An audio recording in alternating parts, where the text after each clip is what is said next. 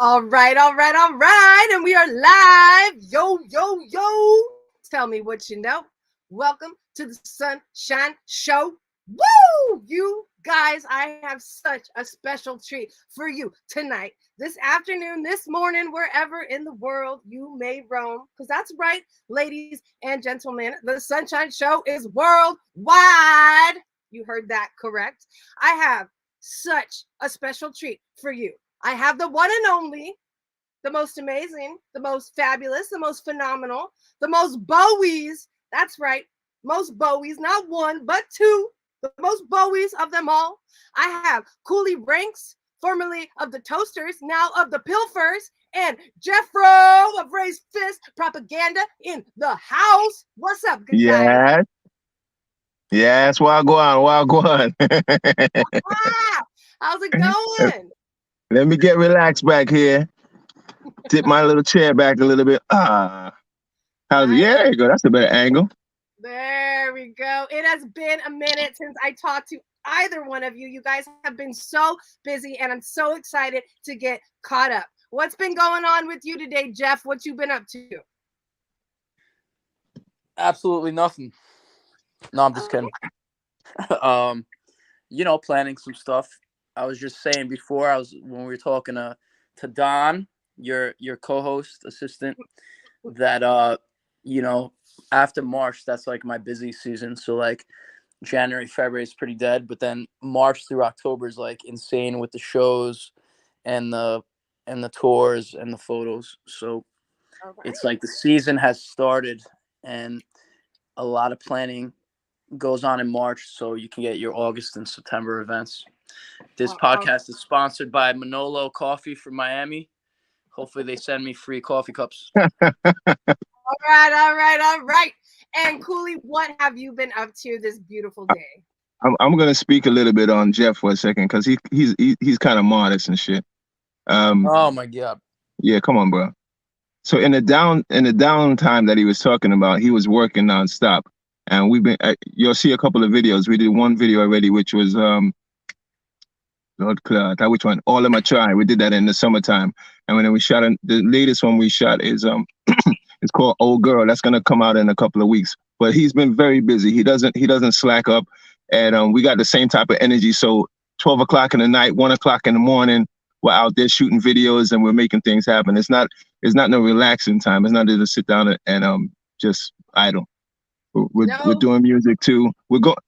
He's coming with me to the studio. He's inspired a new single. He's a little. They don't know about that yet. It's gonna come out, but he inspired a new single. We freestyled some stuff in the studio, and then I made it into a record. So that'll come out too. Right? Nirvana reggae remix. They don't know about it yet. You don't have to tell them what it is. The whole time. Yeah, this whole time. Hey! So we definitely not sitting and idling. We're collabing with other artists. Things are definitely turning. There's no idleness. Are turning. Exactly. There's movements going on. There's movements. Nice. Yeah, we're definitely doing some things. I'm not saying big things, but little things start small, and then they turn into big things. Yeah, man. They're gonna be huge, actually, Coolie, and I'm so excited because we have so much to talk about tonight. Are you guys ready to get this motherfucking party started? Yeah, man. I wish I had something to drink too. Well, I'm drinking on some coffee. I got coffee here actually in my. I got my no name water here. And then I got some no-name water as well, too. So, whatever beverages you guys choose to drink up. Let's go. We're having a party. I took a little glass of wine before I came. I just had dinner, so I'm good. I'm already nice. You know what I mean? All right, very, very, very nice. Let's see who we have in this chat. We have my mama all the way from South Texas in the house. Mama Wagwan, big up Mama Sunshine. We got my bestie, Amelia Tice, all the way from Austin, Texas. We got the world-renowned Salvador Nastasia in the house. What is up, everybody? Spiritual gangster. You guys already know how this works. If you have any questions, comments, suggestions for your host, Sunny C, the one and only Coolie Ranx, or Jeffro Pliskin of Raised Fist Propaganda, drop them right down there in the comment section, and I will get to them as soon as possible. All right, guys. So let's talk a little bit about this work. I've been seeing the videos you guys have been putting out. Who comes up with the ideas, the storyboards? Do you guys both work together on it? It's him. She said storyboards. It's all the inspiration of the director right there. You know, I come up with the songs, he comes up with the concepts. That's the synergy. I was gonna say, Coolie, I didn't want to interrupt you. So Coolie made a point, like, we'll just meet up at like midnight on a Tuesday or 1 a.m. I'll be like, yo, there's like this, like I spotted this like graffiti building in the city. It's like 1 block of graffiti. So I'm like, let's do it when no one's around. And we had like a 15-second shot of Coolie singing in front of the graffiti building.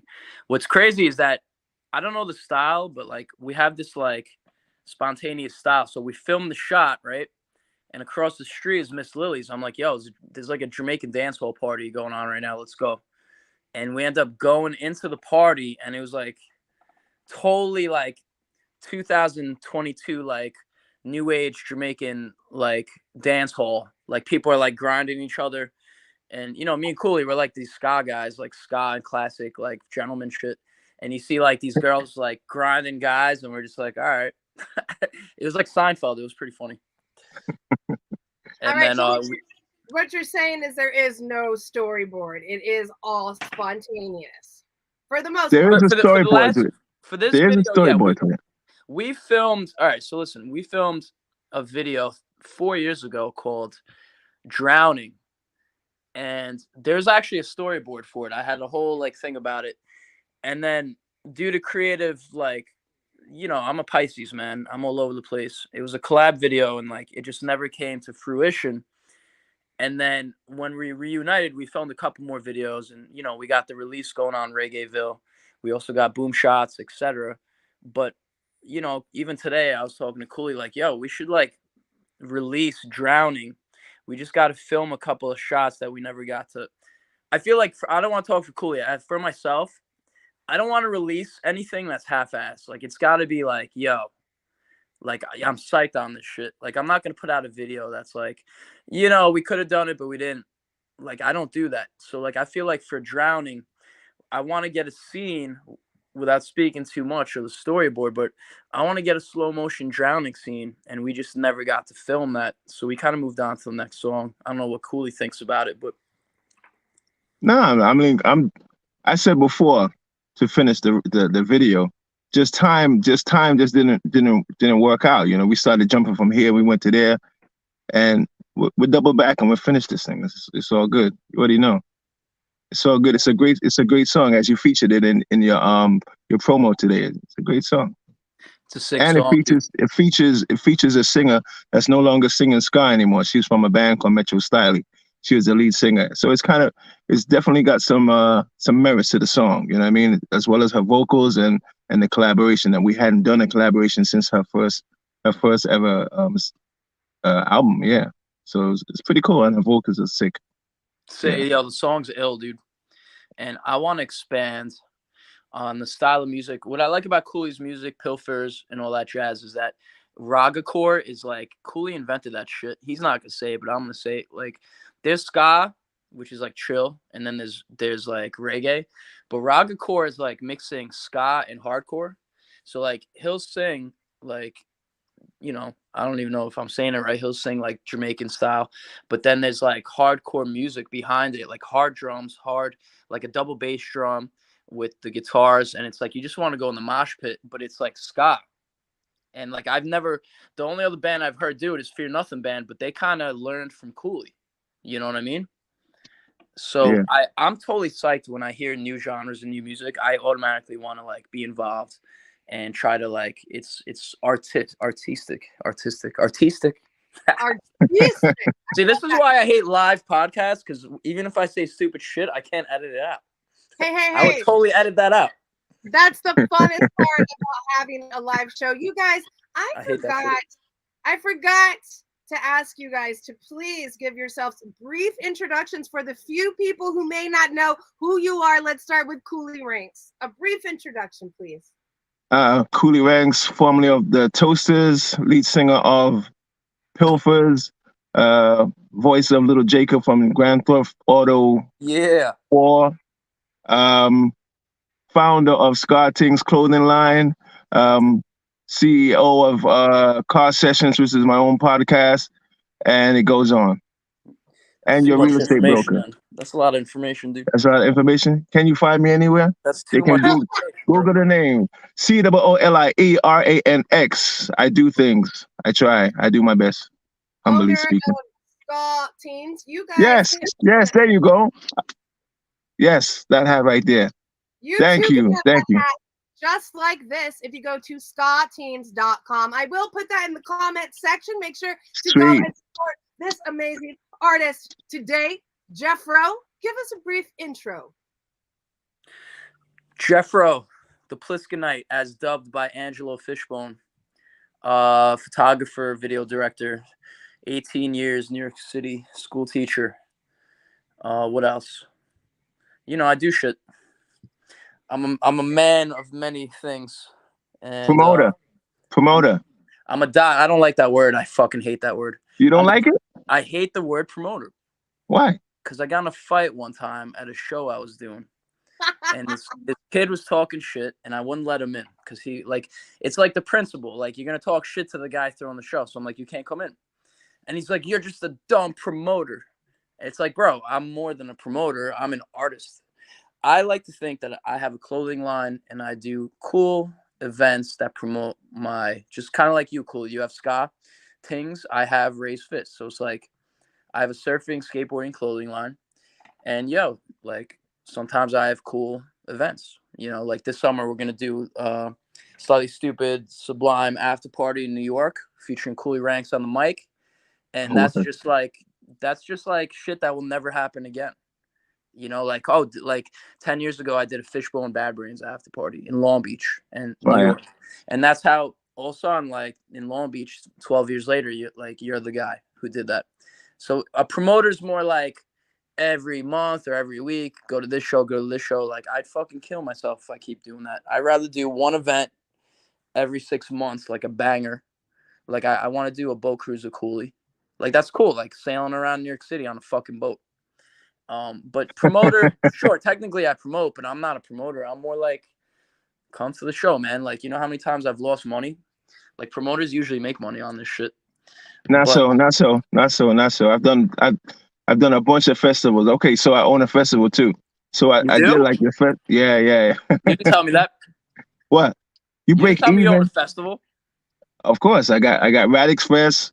I'm gonna wipe that one out and do another festival. I'm gonna do Ska Teams Festival. That's the next festival. Yeah. You gonna get ska bands? Yeah, of course. Dude, let's get ska bands and reggae bands. Okay, that's beautiful. I know a couple ska bands. I'll help you out. Good thing you know me, bro. Thanks, man. I appreciate your help, man. You know you're the fucking man, right? Anytime, bro. Anytime. You the man, right? Man. All right, let's check out this chat. We got a lot of people here to support you. We got Jess Azzy in the house. We got Daniel Bayanez. We got Aubrey Sanchez.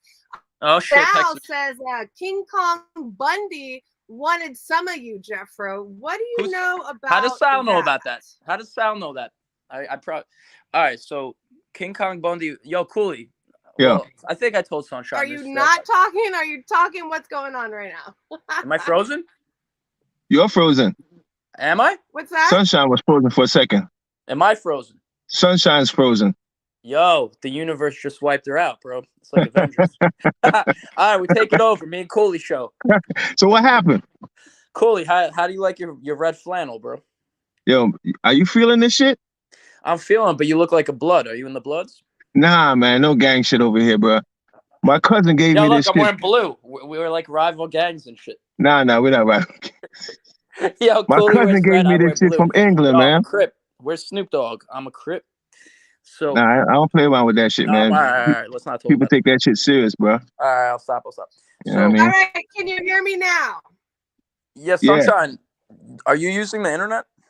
Yeah, no shit. I'm using the internet, Jeff. Of course, I am using the internet. This isn't my first rodeo here.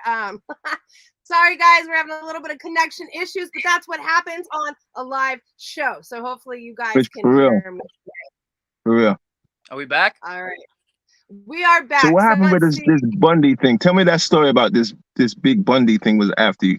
All right, so remember in the 80s, there's a guy called King Kong Bundy. He like Of course, fought the wrestler. Yeah, he broke Hulk Hogan's ribs at WrestleMania 2. Like, so if you Google this shit, like, I'm a big wrestling fan. So King Kong Bundy was like the biggest like enemy. He was like the biggest bad guy, right? And like, you know how there's bad guys now? Like, he was the number one bad guy. So Hulk Hogan had to like defeat him because he's like the good guy. Like during Right. the whole like eat your vitamins and say your prayers. So like in the picture, like I'm 5 years old. It's like 1985. I'm 5 years old, and I'm like, yo, King Kong Bundy. Like he's an evil dude. He's like a big. He's like a big. He died. He was a big bald like fat guy, and he used to just like he squeezed Hulk Hogan and he broke his ribs. Shit. So anyway, let's fast forward to 2003, right? So 20 years ago, actually. So I just started filming. I got like a video camera. Actually, I didn't just start filming. I just graduated film school. So I got this job for like the minor leagues of WWE. So they have a thing called NXT now, which is like where the wrestlers train and they become famous. But back in the day, there were like little training sections that train these wrestlers. So I was the camera guy for this. It was called NYWC, New York Wrestling Connection. They had like ECW guys that owned it. This guy Mikey Whipwreck, he would bring Tommy Dreamer, like all these ECW like legendary guys that hit each other with garbage cans and shit. Anyway, can you hear me? Yeah, I hear you fine. Anyway, so listen to the story. So the owner introduced me to this other guy who owned another federation, right? These little minor league federations. And you know me, I'm down for anything, right? So he's like, I can get King Kong Bundy. I'm like, what old school guys can you get? He's like, I can get like Hacksaw Jim Duggan. I could get Hulk Hogan, but he costs like $30,000. He's like, I could get King Kong Bundy if you sell 50 tickets. So I go, would you make it King Kong Bundy versus me, Jeff? And yo, listen to the story. It's a really, I got to write a book about my life. So I tell all my friends, I'm like, yo, I'm gonna wrestle King Kong Bundy, and they're like, dude, he'll kill you. Like even if it's fake, like if he jumps and lands on you, he'll break your fucking rib. And I actually started getting nervous. I'm like, what if he like falls on me too hard? What if he breaks a rib? What if he breaks my wrist? So it was already too late. Like the flyers went out back in the day. Back in the day, internet wasn't that big. There's no Facebook or Instagram. So he made flyers, and there's flyers like Jeff versus King Kong Bundy. You kidding me? Dude, the story gets crazy, dude. So like a week before this shit goes down, right? A week before I face King Kong Bundy, the owner of the federation, kind of like a promoter, he goes, hey, did you sell the 50 tickets? And I guess 50 tickets at $50 is like $2,500, right? Yeah. And that's what King Kong Bundy needed to wrestle. Like, pay me $2,500, right? But at the time, I didn't realize that's how it worked. I'm like a new jack. I was just a fucking camera guy for wrestling. So I told owner, I'm like, yo, I think I'm backing out. I was really nice about it. I'm like, hey, man, like I'm backing out. I don't think I should face King Kong Bundy. If he slips and he'll break a rib. Like, I don't need my ribs broken, and he cursed at me. He handled it he was like a boomer. He was very mean to me. He was like cursing, like, you motherfucker, you better sell those tickets or I'm going to fucking kill you. Right. Oh my And God. and at the time, I didn't have a cell phone at the time. So I was still at home, you know what I mean? So I had the landline, and I'm holding the landline I was like, what the fuck? And this guy's like, the guy was like my size, but he was like 55 years old at the time. And he's cursing me out like, I'm going to find you and we're going to, like, mafia shit. Like, we're going to fucking kill you if you don't get us the money for the 50 tickets. God damn. So I'm like, yo. So I waited, and it was like the day before the show. And I get another phone call. My mom's like, Jeffrey. And I'm like, yeah. She's like, you got a phone call. Some guy's like angry at you on the phone. So I thought it was the guy, the promoter guy, Frank, right? So I'm like, yo, Frank, like, I'm sorry. I told you I don't want to wrestle King Kong Bundy. And on the phone, it's like, yo. and this is an inside joke I have with my boy John Carey. John Carey is in a very famous band called the RBC, the Roast Beef Curtains. They were like a #1 reggae band in like 2011 New York. Anyway, so he's like, I tell this joke to him. So the guy goes, "Yo, it's Chris." I'm like, "Chris who?" He's like, "Chris Bundy. King Kong Bundy called my fucking parents' house, right?" What? Yo, it gets crazier, bro. So Chris, and he's yelling at me. He's like, "Yo, I'm going to find out where you live, and I'm going to fuck you. I'm going to kill you, dude. I'm going to fuck you up." And I'm like, "Yo, I'm a young dude. Like, I'm sorry. I don't want to wrestle you. You'll fucking squash me, dude. I don't have your money. I don't want to wrestle you. Please." He's like, I'm gonna kill you, right? So, so that night, I go to my friend's house, right? Are you serious? This motherfucker called you? No, it gets better. The story gets better. So I had caller ID back in the 90s or whatever it was, early 2000s. They had caller ID, so I wrote his number down on a piece of paper, and I went to my friend's house. Like, you know how like back when you're young, you hang out with like 5 or 6 or 7 of your friends on BMX bikes. Yeah. So we're that night we're hanging out. My boy DJ, who's also his name's Chris, DJ Chris Fisher, is me, DJ Chris, 2 of his brothers, my boy Rich Tafini, and you gotta understand, I hung out with like the crazy like delinquents of fucking my town. You know what I mean? In Babylon Bayshore, and I guess I'm by myself, man. So I'm taking over the Sunshine Show. I don't know what's going on, Jeff. It's always a party when you're in the house. Yo, where's this guy, dude? I'm telling a story and he dips out. Fucking guy. Yo, I am here for you. Like, it's one of those days. I'm telling you, it has been sensitive, man. It's sensitive. Yo, why you dipping on my story, dude? Nah, man, run it back. Run it back. I'm telling you. Hold on. Run it back. Yo, run it back. That's what happens when you podcast in your car. Nah, man. Why you know you what in happened? your fucking car, dude? Yo, I saw the chat thing and I was like, somebody's talking and shit. So let me see what's going on. Pay attention to my story, bro. I'm listening. I'm loving that shit. Yo, unbelievable. So you're in the boys' crib. All of y'all is hanging out. Oh yeah, now, so we're hanging out, and I'm telling the story to my friends, but I was very like scared. But my friends are crazy. Like they were. This is like 20, 25 years ago. Like everyone's married now with kids. So, but back in the day, so my friend Rich is like, I tell him, I'm like, "Yo, King Kong Bundy called my house. He's gonna fucking kill me." And they're like, "What'd he say?" I'm like, "He said, yo, it's Chris. I'm gonna find out where you live."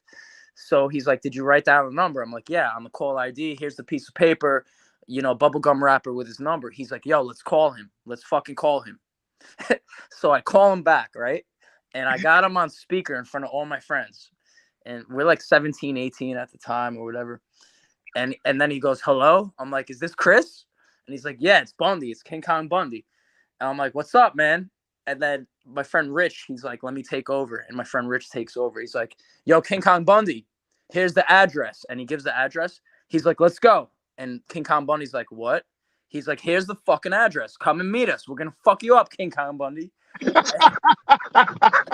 And yeah, so we're pretty much, I wish I could film this shit, man. So we were arguing with King Kong Bundy, and the match never happened. And then he passed away, God bless his soul. And I'm still a big wrestling fan with The Rock and all that other shit. Yeah, and yeah. You know what's crazy? I was talking about this a couple weeks ago with my boy John. So Carey he didn't come through. No, but listen to the story. So like John Carey lives in St. Pete where the Reggae Rise Up Festival is, and there's a Hulk Hogan bar. So every time we go to Hulk Hogan bar, we sing karaoke and hang out with Hulk Hogan. And last time I was there, I turned to him. I'm like, "I'm 43 years old. Like, maybe I should have fought King Kong Bundy. How sick would that be if I fought King Kong fucking Bundy and got my ribs broken?" That's a story to tell, dude. Like, I got my ass beat by King Kong Bundy. He broke Hulk Hogan's ribs, dude. So now every time I get a random text from John Carey, he's like, "Yo, it's Chris." 20 years later, he's like, "Yo, it's Chris." So that's my story. That's fucking classic. I guess I told that story to Sal, but dude, I can't believe it. King Kong Bundy was looking to beat my ass. That's fucking fire. It's a very familiar story. A lot of people want to fucking wrestle me, bro. What can I say? My connection is better. I don't know how to get out of this situation where I'm at. What situation are you? Oh, Okay, that was cool. me. Yeah, I was talking about my connection because I'm like coming Okay. in and out, but all good, you guys. Thank you all for hanging out with me, Jeffro Coolie, on the Sunshine Show. We are having an amazing time tonight. If you have any questions for any of us, make sure to drop them there in the chat.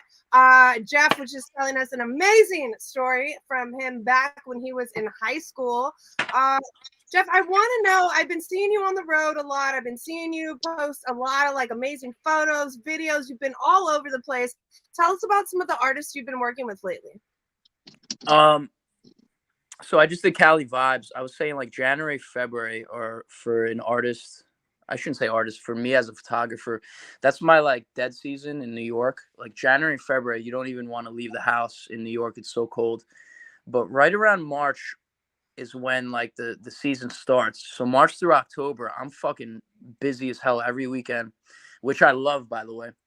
So I think to kick it off, the Cali Vibes Festival is like, even though it's February, it's like the big festival. So a couple of guys from Ayaterra hit me up. I flew out there. I shot a video for Lewis from Ayaterra. But at the same time, I linked up with Lee Scratch Perry's DJ, Subatomic Sound System. And we had Michael Rose from Black Uhuru. So I had 2-3 videos I shot out there. And I'm pretty psyched because me and Coolie, we're kind of working together now. And I linked Coolie with the Ayaterra guys. And hopefully some magic will happen from that. So yeah, the Cali Vibes Festival is always good. I ended up, my highlight was we did a private photo shoot with Redman and Method Man. I introduced them to my good friend John Felice from Sensi Trails. And what's funny is that, so Sensi Trails is Coolie. They're kind of like a very funky, like they used to be reggae, but they're more like the Doors kind of style. So I wouldn't even say it's our style, but what's interesting is that their guitarist John Felice is from New York. Oh. So like it's all like, you know, a couple of California kids, one guy from North Carolina, the singer, but John Felice, like I knew him in New York before he joined the band. So even though I don't work with them that much, I saw John and I'm, you know, fellow New Yorker. I'm like, yo, let's just fucking attack. So we both had backstage passes and we got photos with like Stick Figure and we hung out with Warren G, like the you know, 90s rappers. Yeah, 1G. Nice. Nice. I'm gonna take over the Sunshine Show. Lisa says, "Hi guys." Yo, how can you see all of that shit? Sandy Cantu says, "Question for the Cool Man. You're the Cool Man. What got you started in such a wonderful career, Cool Man?" Oh damn. Yo, that's your new name, Cool Man. Cool Man. Cool Man started music totally by accident into alternative world. I mean, I was a dancehall artist in Brooklyn, and Brooklyn, like when I was growing up, was like the epicenter of reggae. Like everything was in Brooklyn that was outside of the world. Like if you were dealing with Jamaican music, Brooklyn was your next stop. Right. So I started off with reggae music, dancehall music. I gotta take a screenshot. Hold on. What happened? What you want to see? It says, "Welcome to the Jeffro Show." Are you seeing the shit? I am seeing that shit. How it happened? You know, got controls that's over called there? the universe, man. Like, I guess Sunshine needs to use. Yo, tell Sunshine to use her iPhone, dude. Because when you got the iPhone, Yeah, I ain't got no iPhone. I'm using my Android. So yeah, so the music started from Brooklyn. Like that's how I got into music. Brooklyn, New York, cultivated my style, and then the ska world enhanced my alternative mindset because I already used to listen to a lot of new wave and all. I used to listen to hip hop. I used to listen to house music. I listened to classical music, and when I was just doing reggae, it was kind of limited for me. You know, I could only stick to a certain subject matter and one type of a beat, even though I totally like love reggae. Like that's probably my fondest music of the world, reggae music. But I like loud music too. So then I incorporate everything inside there. I mean, one for the heartbeat, and one for the hands. The Cool Man. Yo, cool man Obi. Let me ask you. So You're finishing up a couple of tracks, right? You're doing a couple of new tracks. I'm finishing up some tracks. I would have been finished today. Today was a nightmare. I gotta tell you. Really? Today was a nightmare. What happened? But I'm gonna get this New York City, man, with the tags. They're killing me. You getting tickets? Do I got tickets? How's that?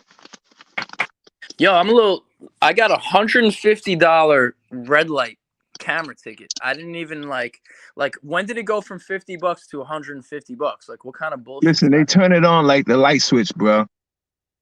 They turn it on like the light switch. When when the government or the city needs more money, they come up with all kind of schemes. And I understand, they say it's trying to prevent Forest speeding fires? and so forth, or someone's life, right? Loss of life. But first it went from 25, it was 30, then it went to 25, like that. Oh yeah. So now when you're driving, you're driving at your normal speed that you're normally driving, and then it's 25. How you gonna go 25 in New York City? Dude, I got it. My thing was a right turn. I did and it wasn't even the city. It was in Long Beach. Like what? Like I made a right turn on red, and you're gonna give me $150. I can't even contest it because it says you can't. The judge will not reduce the fine. Wow, some crazy shit. It's right next to my favorite brewery, so I guess I'm not gonna go there for a little bit. I tell you what's the other outlaw. You try to pay the ticket, right? Yeah. And you can't pay the ticket because it's not up.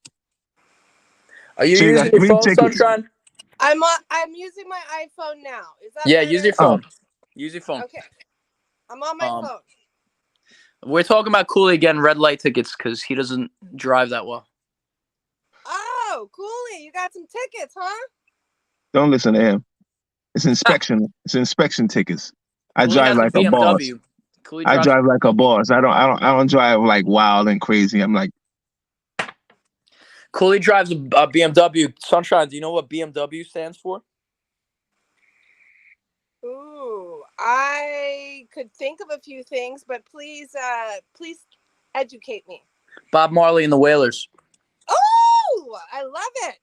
And in the hood is Badman Wagon. Whoa, Badman Wag what? Badman Wagon. Oh, Badman Wagon. Yeah. You know who drives a BMW? Capleton. Yeah, Badman Wagon. Is he a Badman? I'm not saying what he is. He's a Ras. That's all I know. He's a Bobo. Sunshine, you know what a Bobo is? Bobo Ras? What, a hobo? No, a Bobo. Oh my God, a Bobo. I'm sorry, it's hard to hear because I have. I'm like, hard to hear. You got your earplugs on. A Bobo? Yeah, Bobo. Use your phone for the audio, dude. I am. I do have my phone on. Yeah, but I'm hard of hearing. But Capleton, so he had an orange BMW and he painted it red, gold, and green across the hood. That shit was ill. Nice. The guy, I like people who have style. Like that's some stylish shit right there, dude. You know? Why don't you say how you shot his video? Oh yeah, I shot his video. Capleton is a Jamaican legendary singer. For sure. My favorite song by Capleton is Acres, Acres and Acres. So Sunshine Show, I don't know what's going on. Sunshine's having I think Sunshine's like 30 seconds behind us. She's hearing shit from like 30 seconds ago. You know I produced Capleton too? Get out of here. You produced Capleton? I produced him in Jamaica. I was doing a project. I was doing a project for Heineken beer. And my friend put me on. Out of here. It was my first production job. Like he's like, my man just put me in the studio and he goes, "You're the producer." I'm like, "What?" Oh. He's like, "You're the producer." I hung out with him. I directed him. I said, "Yo, Capleton, give me a slew them." He was like, "Slew them." Oh my God, that guy's voice is so sick, dude. I like original. Like no one can sing like Capleton, dude. He has like a very raspy Bobo Ross. All right, so I'm gonna jump in there right now. There's this new female. Well, I don't know how new she is, but her name is Princess Jalifa or Empress Jalifa. She's from Trinidad. Now she's got a voice like Capleton. Oh no way. Yes, fire. She's from Trinidad. Her name is Jalifa. She's Okay. fire. She's got there's a whole crew. There's her, Queen Amiga, and Empress Kushite, and they're killing it right now in Trinidad. You know what? I think you played it for me in your car. Yeah, I did play it for you. Yeah, she's got that deep voice like Capleton. Yeah, love that. That's pretty sick. Mm-hmm. Yeah, I like the old school. Did you see the video for it's DJ Khaled, right? But it's Buju Banton, Capleton, Oh Banks. yeah, I saw that one. There's a lot of controversy around that video too. Really? I Oh think yeah. it's for one of my favorite videos, even though DJ Khaled looks kind of foolish. I No, think but that there was some controversy because Sizzler burnt the plaque that he got for it. So there's this whole Sizzler's craziness not that in the was burnt. video. Is it Sizzler's in the video? Yeah. Sizzler Kalandri? Yeah, I think he's in the video. Mm-hmm. Sizzler's very controversial. Like he's always getting in trouble. He's militant, man. He's there's a word for it. It's called polarizing. He's polarizing. Some people love you, some people hate you, buddy. I think most people love him. Yeah, Sizzler's pretty nut, but he's not allowed in America, right? Well, America has their own rules. Yep.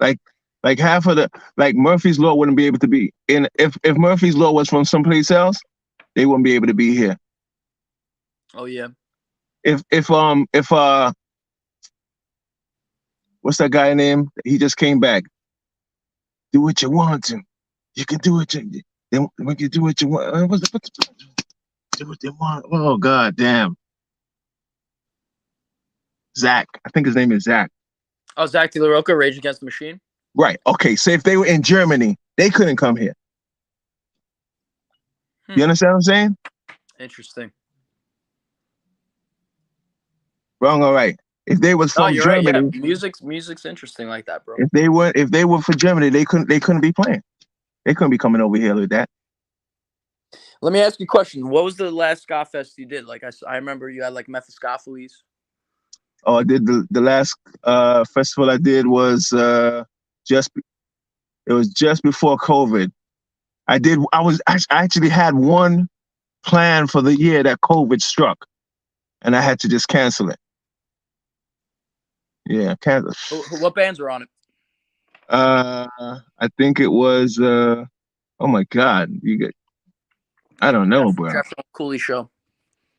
That was a minute. I had a few bands on it. I'm still scouting now for the new one. I say we should get like Mephistopheles. Yeah. Let's get Inspector 7. Yeah. Let's get Pilfers, Toasters. Yeah. Let's get who are like some of the 90s, because here's the thing, like I think there's a difference between California ska, which is mellow, and then New York City 90s ska is kind of brutal. Aggressive. Yeah. It's aggressive. Like, it's aggressive. Like there's mosh pits and people get hit in the head. Yeah. Mephistopheles is kind of crazy. They call themselves satanic ska, dude. Yeah, I do love them, man. Every time I see Andre wants to take my promotion money. They're like, yo, the promoter said, you got to give me your guarantee. I did a show with them. Yeah, they're good. I used to run like reggae and ska shows at Knitting Factory, 2018. Oh, word? Oh yeah. I don't know. The guy hit me up, the owner, and he's like, yo, let's do shows.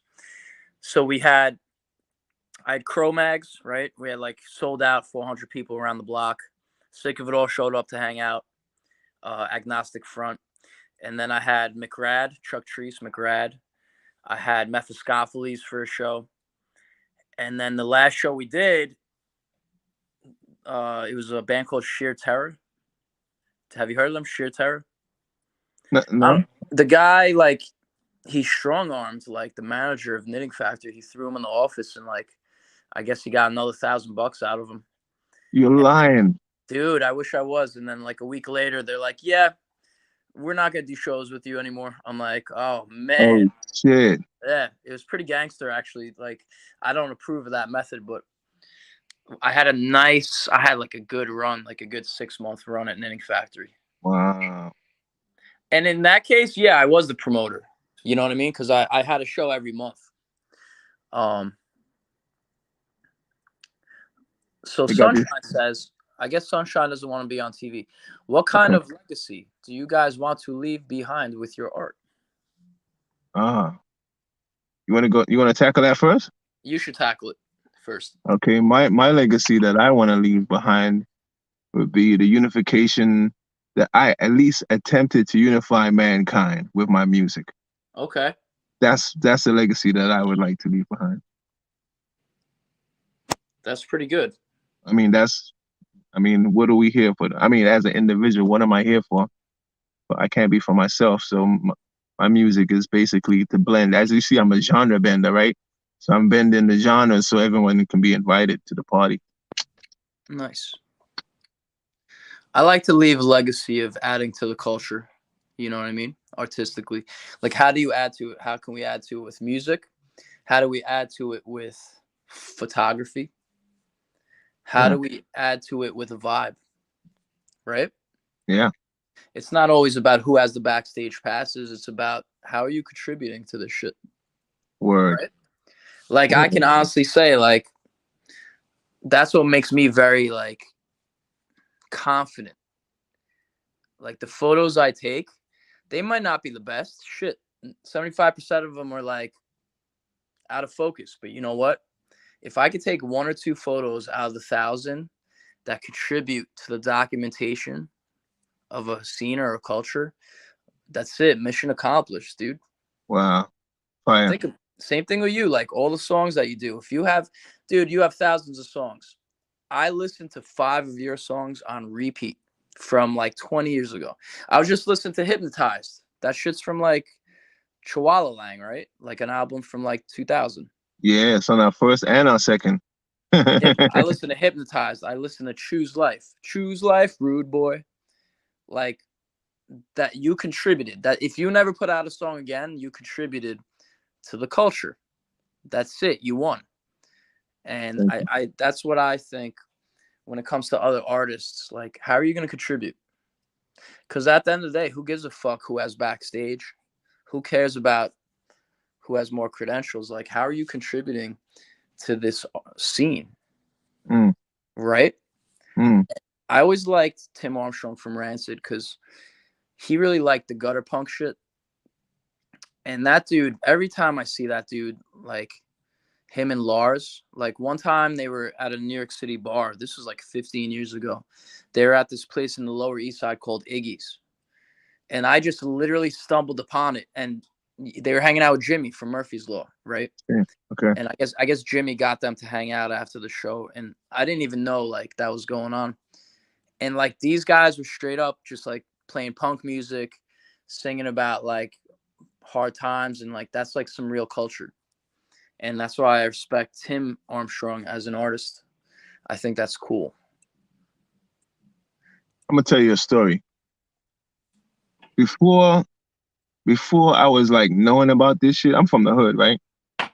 Brownsville, right? You're from Brownsville, yeah. Brooklyn? Yeah, I'm from Brownsville, the 90s, right? Wait, so, but Brownsville, I want to, because there's people from California watching. Brownsville is, actually, let me rephrase. Brownsville wasn't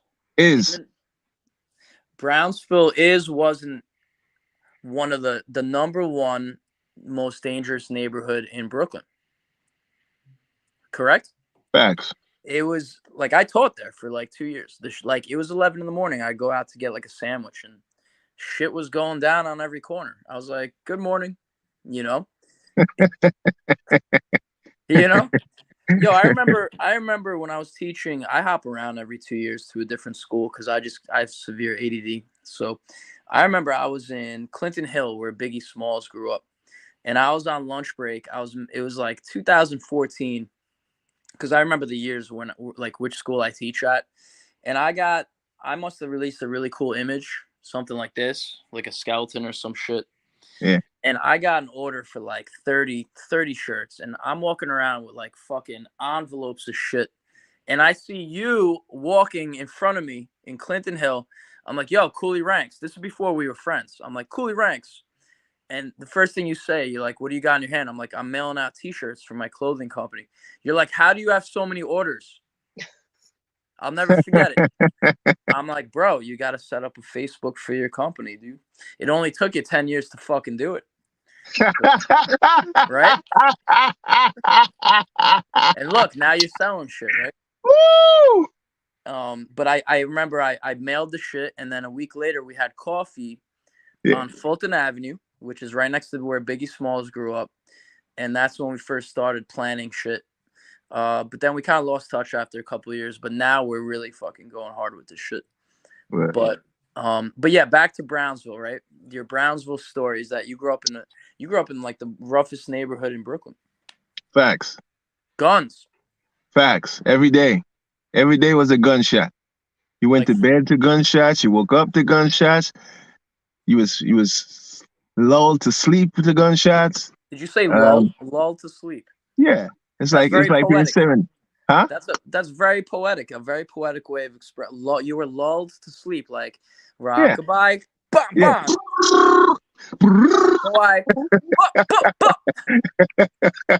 Yeah, you was lulled to sleep with the gunshots. It was like lull. It's like it was nothing out of the ordinary. So the violence, sure. The shooting, it was just, you was immune to that. You was just dulled and null to that. It was nothing. Right. Yeah. So when I came into the ska world, it was like paradise. Oh, you're already on top of, because I'm gonna say some controversial shit for a second. You're frozen. Are you still there? I'm here. Oh, okay. I guess your face looked frozen. We're just listening to you. We're just listening. So check this out. Listen, Coolie's like, I look at it like, Coolie, you came from like the hardcore, like you're a hardcore motherfucker, and you entered this fucking the ska scene. It's the ska scene. It was so it's fucking like everyone's happy. like this. Like, let's be honest. People are nerdy, man. I'm a fucking nerd. That's why I love ska music. You got to have a nerdy heart. So you're like this gangster guy who came into this like nerdy scene, and I'm sure you took over. I didn't take over shit, bro. What I did do was learn. Okay. I learned a lot. How to navigate in different territories and in different cultures and listen. One thing in the high school, I didn't learn a lot, but one of the teachers said listening is a skill which is learned and developed. So I would listen when people speak, shut up and listen. That's hard. I know it's hard. It's hard for me too. It's hard, but it's hard. He New Yorkers, it's hard, dude. And yeah, but he said you're half British, half Jamaican, right? Right, but he said it's a skill which is learned and developed. So you take your time. I've been doing that lately. I've been trying to do that. Yeah. It's hard though.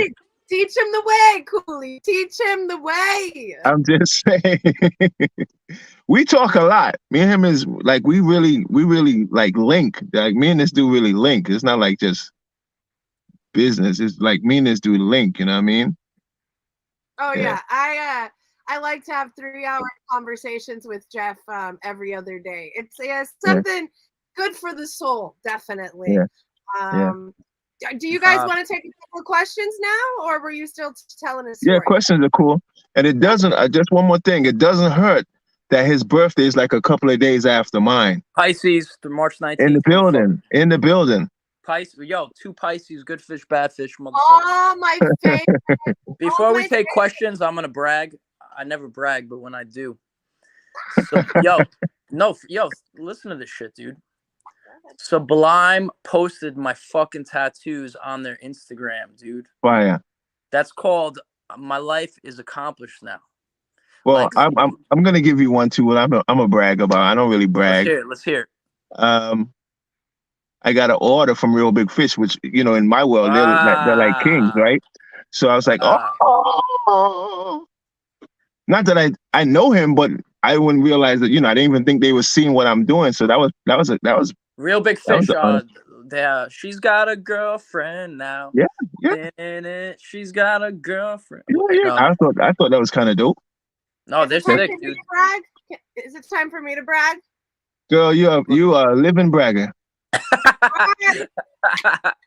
You're a walking bragger. Hashtag living bragger, dude. Go ahead, come on. Let's see what you got. Let's see what you got. First of all, I wanted to say that Pisces is actually my favorite people. My mama, most of my best friends are all Pisces, and so I have a special place in my heart for Pisces. My big brag is that this month is bass month, you guys, and I have so many spectacular bass players that I'm interviewing. And I'm really excited that I got, I'm in talks right now with Peanut of 311 to have a little chat. And Hell yeah, 311. So boom, boom, boom. Yo, 311. Boom, boom, boom. You deserve it. 311. And I haven't said anything about you because you go in and out and it's been like the Jeff and Coolie show. But you are a very giving person. And I really appreciate everything you do for the world and what you do for myself too. I mean, I really appreciate you. Yo, why you trying to show me up, bro? No, bro, let me say my piece. Why are you trying to show me up, bro? Let me say my piece. I'm just saying, Sunshine. And I'm gonna say thank you too, Jeff, for introducing me to Sunshine. And thank you, Sunshine, for your warm heart. You know, I really appreciate you helping me grow my brand and, you know, inviting me on your show on top of that. I appreciate it. You know, I was meaning to say that. So thank you for that. I say nothing more. Thank you. Jeff. Jeff. Hey. Thank you, Jeff. Watch this shit. Are you gonna do a little strip tease for us? Oh no. Okay. Here we go. Ooh, looking good. Fire. Boop, boop, boop, boop. No, I play basketball, kid. Watch me slam dunk that shit. Very nice. All right, let's see. Daniel Blythe says, sharing the energy of whatever event that inspired y'all, what would you suggest for artists that want to step out of bounds? Out of bounds. Go for it. I mean, basically, the thing that should motivate you should come from your heart, right? Regardless of what it is, it should come from your heart, and then the rest will follow. Just be true to yourself. You know, true to who you are. Don't fake the fun, because there's a lot of fakers out there. Be true to yourself. To thine own self, be true. You know what I mean? Cool. Find yourself. Yo. What do you think of a reggae band? I'm not going to mention names. Sunshine's going to have a heart attack. What do you think about reggae bands that talk about like peace and love, but they like want to fight and shit? I mean, what were they drinking that night? What were they smoking? Probably bourbon, whiskey. So here's the thing. Here's the thing about. You notice how she logged off? Here's the thing about human beings, though. Check this out. At any given moment, we can be somebody else. Ah. At any given moment, we can preach peace and love and believe in preaching love. But if somebody did you wrong or somebody did your family wrong, there will be no more peace and love. Oh, hell yeah! You understand what I'm saying? For real, keep it real. Somebody did something to your family. You could be like really spiritual and the whole nine, but somebody did something to your family. All of that shit goes out the window. So there's my answer to all of that. I mean, I preach peace and love too, but if somebody did something to my sister or my brother, trust me, somebody's gonna get it. Somebody's gonna hold me back. You know, I'm just saying. Mm-hmm. Like what? Take your logo off a flyer, right? Take your logo off a flyer. Take my logo off the flyer. That's kind of, you know, I could deal with that. But my family, someone who I care about, you know what I mean? Listen, son. When I was performing, they was always put the spell the name wrong of the band. So I could be like, okay, whatever. I could take it to another level, but it's like, whatever. We're gonna play anyway. No, that's good. Yeah. You know what I mean? But the family thing, it'll take you out of your element and your nature. If somebody to really care about you, I mean, you could be spiritual all day, but something like that happens, you're like, oh my God, they did what? Or my animals, for sure. You understand? Exactly. So you would turn from your nice self into, you know, your other self. There's a couple of sides to us as human beings, you know. We would like to stay in that space where we're just calm and peaceful all the time. And, you know, try not to mix with the people that try to take you out of that element. But Duality of man. The yeah, duality of man. but it is, yeah, it's reality, man. And there's Okay. duality of man. Jeff, Next. Jeff, this next question is for you. What's your best advice for all the new and aspiring videographers out there? Who's asking that question? Daniel Bayanez of California. I actually answer that question a lot. Just keep doing it. Like longevity. So I don't think I'm the best photographer. There are many people that are technically better, but their social skills are fucking ridiculous. And Coolie, did you know that, like, I'll even remember the year. It was like 2016. Like, these two girls, they were like aspiring photographers, and in the first year, they were crushing it. They were shooting every band, and they just started bragging on the internet, and like the bands weren't really feeling it, man. So in 1 year, I've seen these two photographers make it to the top and fucking disappear just like that. Mm. My advice, if you love what you do, man, listen, without going into my history, like 5 years ago, I had a huge fan base and it went to like nothing. And I still kept fucking doing it. And my fan base came back because I just kept doing it because I'm authentic, man. Like I do it Yeah. because I want to do it. I'll do this with 10,000 fans. I'll do this with 0 fans. And I feel like Mr. Daniel, if you're a photographer or an artist, keep doing it because you love it. Because at the end of the day, man, you're just putting out art and the real people will gravitate towards you and appreciate your art. I don't give a fuck if anyone likes my photos or not. I'm doing it because I like it. And Well, and I've seen you. I happen to have Coolie and Sunshine. For some reason, you like my shit. Thank you very much. So, but if you guys hated my work, I'm going to keep doing it. Like, look at this shit. Opie. I don't know if Opie likes my art. I have the motherfucker hanging on my wall because I love this photo, right? I don't know how to do this. Hold on. There you go. That's, I'm like doing this wrong. Hold on. This is so weird. It looks good. You're doing it. Looks good, Jeff. All right. So my thing is like, dude, I don't need, as an artist, I feel like what I see is this new generation, they need approval. And it's like, you don't need approval, man. You don't need fans to approve your shit. Dude, I made it before I had any fans. I made it, people were hiring me to do their videos before I had a fan base. I had a fan base when Facebook came out, when I started putting out like the shit I already did. Oh, that's the guy that did it? Okay. But you don't have to rely like on fans. Don't get me wrong. I appreciate my fan base. Like the people that hit me up on the daily and say, "Hey, I like your photos and videos." And they buy my shit. Like I know if I put out a shirt like a guy with a skull on it, I know I have at least 20 people that are just loyal fans that will just buy the shit. So when I do limiteds, I already know, Jay Murph from Virginia is going to get it.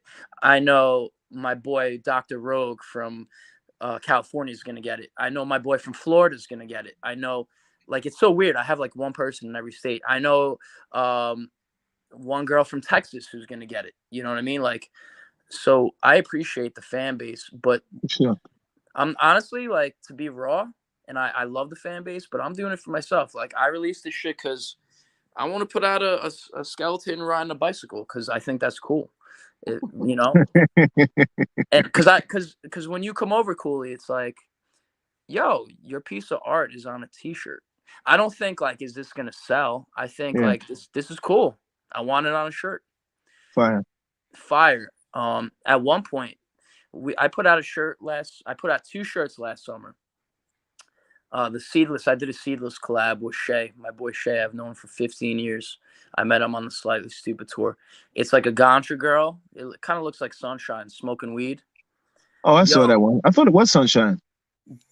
Yeah, well, I said it's the Sunshine shirt. I kind of dubbed it. But yo, he was using me for marketing, Coolie. Damn it. No, I wish I was, because before I even posted it, I sold 100 shirts in the first 12 hours. Like, the shit was gone. Wow. And Yo, I'll put out shirts. That's like this one sold like maybe like 12. You know what I mean? Like I don't give a fuck. Like I know that I have a company that's known for X, Y, and Z. And it's like, fuck the numbers, fuck the likes. Like if you go to my Instagram, yo, dude, my Method Man Redman Instagram post, it's got like 7, 8, 9,000 hits, like 1,000,000 shares. And then the next one's got like 20 likes. So I go from like 7,000 hits and like 700 likes to like 20. Am I supposed to delete the 20 like? No, I don't give a fuck. It's your resume, dude. Thanks. It's content, bro. Thanks. And because you know what? That 20 like post is getting me videos. Like you know what I'm saying? I get to travel. Speaking about content, Coolie. Well, Daniel, there you go, Daniel. And by the way, Daniel's one of my fans. So I appreciate you for liking my photos. And I just want to acknowledge that's something I had to learn, by the way. 10 years ago, I was mistaken for being arrogant because I never gave props to the fans. And then now I'm like, holy shit, I'm grateful for like people liking my shit, you know? So thank you, Daniel, for asking that. Sorry, Sunshine, I'm going to listen to you now. Oh, I'm glad we're learning. I'm glad, Jeffy. So speaking of content, Coolie, I see that you're constantly putting out content for your videos, for your clothing line. Do you have a schedule necessarily about when you're going to post? Or is it just sort of on the fly? Crack of dawn. The crack of dawn. Okay. The early bird catches the worm. So I do that as soon as I wake up. So I have the rest of the day. I go to the gym in the middle of the night, like 4 o'clock in the morning. 5 to wake up 4, 5 to the gym, do an hour, boom, come home, maybe sleep for an hour if I'm lucky. Content. Huh? You lift? No, I don't lift. I work out like leg pressing, this thing here for the chest, the bike, the arms. I gotta start doing shit, man. I'm getting a little belly, bro. Yeah, that's good life, bro. That's good life. So content, it's consistent. You're just keeping up with it, and it's a part of your daily routine. Absolutely. What's that? No, that's what I was. Oh, how incredibly important. So my beautiful wife, Lindsay, wants to know how incredibly important is it for artists to support and rep other artists? Very important. Very important. I'm gonna be the dick right now. Yeah. Yeah, dick. Bidic. Bomba clot.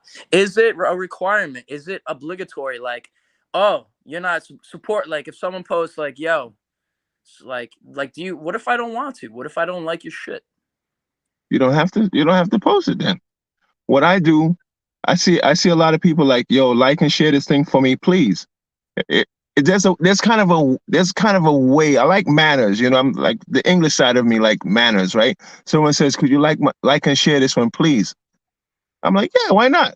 But if it's just like there's no emotion or feeling behind it or a genuine sentiment, I'm not gonna post it. But if someone's like, yo, could you da, or if I just see something, I'm just gonna like it anyway, just to support the person, and cool, as well if I know their journey too, you know, it's kind of, and most of the people on my page, I know who they are. So I know their journey and I know they're struggling to do whatever. And if they want to get likes or they want to get some notice, and I'm going to throw it there so they can get noticed, you know, I don't care. I agree with that, but I'm going to take, like, I support obviously through my actions, right? There's words and there's actions. My actions, like, I'll support you. I'll support everybody in the New York City punk scene, reggae scene. But I'm not going to mention the name, of course, once again. But this shit really aggravated me a few months back. I told Sunshine about this. So this random band, right, hit me up. And it was almost like not a demand, but they sent me their post. They're like, could you post this on your main page? And I go, I don't even work with you, dude. Like, can you please post it? Everyone else is posting it. I go, I only post my own content. Like, if you want to do a video with me, I'll post my video of your band. No. Like, do you even have, like, how many likes do you get per post? I'm like, yo, dude, I'm not posting your shit on my fucking thing. I didn't say it like that. I kind of ghosted him. But I feel like that's like me sliding into someone's DMs like, yo, can you post my photo? Like, I don't ask people to post my photos. If you post my photo, the only thing I ask is tag me so I can like put it on my story. Like for like my boy John Felice, like from Sensi Trails, like we hung out like Stick Figure, and he like on the low, he's like, holy shit, like that's my favorite band. And he's like, can you send me the photo? I'm like, absolutely. Puts the photo up. But I'm never gonna go like, hey, Murphy's Law, or hey Rancid, can you post my photo on your page? It will make me give me more likes. Like, I think that's kind of ballsy. Like, I hate, it's like spam, dude. Like going into like, hey, post my raised fist photo, post my raised fist photo. Like, yo, people post my shit if they want to post my shit. I don't want to post your band, dude. All If right, I post it, if I post gotta, your band, it means I like your band. If I post a Coolie Ranx song, it's because I like the fucking guy. all right, so Fact. segue into this comment. Authentic support is unequivocally different than begging for posts. I'm talking about real homies and actual support. Even that gets lost in the shuffle. I have to agree with that. What does that mean, though? I want to know what that means. She's saying, because she asked how important is it for artists to support and rep other artists. And what does that mean? Well, I mean, think about it. Quit talking for a minute and think about what I'm telling you there, Jeffro Pliskin of Raised Fist Propaganda. You guys too could have this amazing shirt if you go to raisedfistpropaganda.com. No, like, give me. I want to talk to Lindsay. So I think Lindsay means well, right? And Lindsay absolutely 1000% means well, and I think she's making a very good point. Next question: how do y'all? No, wait, hold on. I want to answer. I don't. No, we're not getting away from this yet. So Lindsay says everyone needs to support each other. I actually agree, Lindsay. Yes, I think bands should definitely support each other. I think that it should not be an obligation. Right. I feel like. Let me. Go ahead. Finish your thought. Here's the deal. I'm like a punk rock dude. I don't want to be told what to do. Hey, Slightly Stupid and Sublime just posted their tour dates today. Right. Everyone is reposting a flyer, and yo, between me and you, Coolie, I fucking love Slightly Stupid and Sublime. You know, I got it tattooed on my fucking leg. I got both bands tattooed on my fucking body. Yeah. Ask me if I reposted their flyer. Did you post it? No. Because I don't want to be told what to do. Yeah, but here's the thing. I'm not even talking about them on them. Those guys on those levels, they're straight. Whether you post it or not, they're gonna be straight. My concern is more like because I'm an underground artist, regardless of how long I've been around and how much records I got. I still consider myself as an underground artist. Okay. So when my friends, like, you know, I see something, they're doing something, I post them because I know maybe some eyes are upon me because of the longevity that I've had. So maybe some eyes are upon me, and I would just, you know, just share it for that alone. Just for them to get some eyes upon them. Hold on a second. Hold on. Lindsay says, I think some artists get my pick and forget about the community aspect of things. Yes. What you explain what you think that means? No, well, she's saying that they get to the point where they're the number ones, or that the spotlight is shining on them, and they feel like they don't need to, you know. Okay, yeah. Help the village and the community. So this is okay. So it's kind of like the reggae scene in New York, ska scene. Like, let's say myopic. What's myopic? That's just, I guess I gotta look that shit up. That's what Coolie was saying. That myopic near, like, they're not seeing the bigger picture. Yeah, the big picture. Thank you very, very much. You know, Jeffro, I forgot just how much you don't like being told what to do, and even that much, how much you don't like to even listen to the host of her own damn show. Can I tell you? I don't like to be told what to do, but you know, there's a thing in Jamaica. It's called, you got to take talking. Okay. So you got to, basically, if somebody's telling you something, sometimes you just gotta shut up and listen. This woman came at me a few days ago, and she was telling me about, it was some business thing, and she's a client of mine, and Real estate, real estate. yeah, some real estate, and she wanted me to work with this guy, and I don't like this guy. He doesn't like me. I don't like him.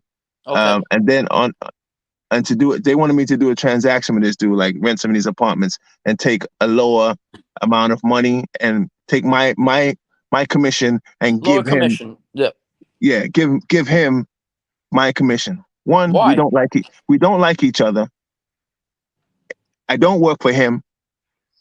I'm not his subordinate. You know what I mean? I'm Nope. not.